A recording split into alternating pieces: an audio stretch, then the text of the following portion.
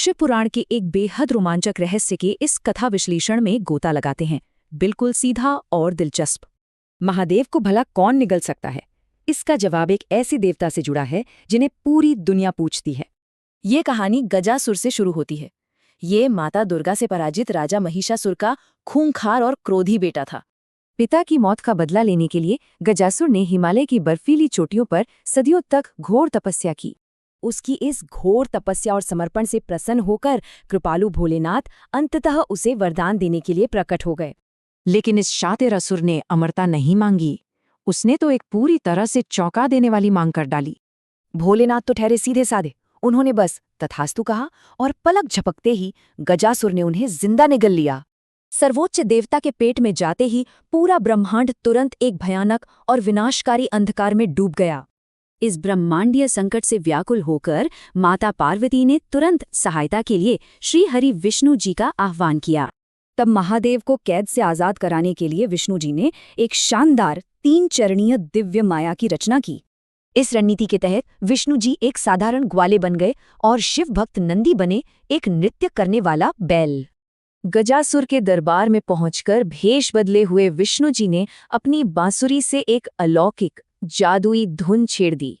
शिव जी के लिए तड़पते हुए नंदी ने उस मधुर धुन पर एक अद्भुत और सम्मोहक नृत्य किया।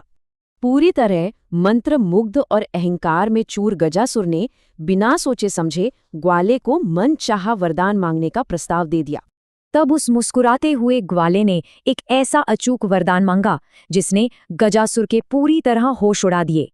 ये सुनते ही गजासुर तुरंत समझ गया कि उसे मात मिल चुकी है और सामने साक्षात विष्णु जी खड़े हैं। अपना अंत निश्चित जानकर भी उसने अपना वचन निभाया और महादेव को आजाद करने के लिए अपना पेट चीर दिया। सुरक्षित बाहर आकर महादेव गजासुर की इस अविश्वसनीय भक्ति और उसकी अटूट वचनबद्धता से बेहद प्रसन्न हुए। आखिरी सांसें गिनते हुए गजासुर ने मांगा कि महादेव उसकी खाल धारण करे और उसके मस्तक को विशेष सम्मान मिले। यहाँ सबसे अहम बात थी उसका वो दूसरा वरदान। हर पूजा में हमेशा प्रथम पूज्य देवता का सर्वोच्च स्थान पाना। सदा दयालु रहने वाले भोलेनाथ ने बिना किसी संकोच के मरते हुए असुर को ये दोनों अनोखे वरदान दे दिए।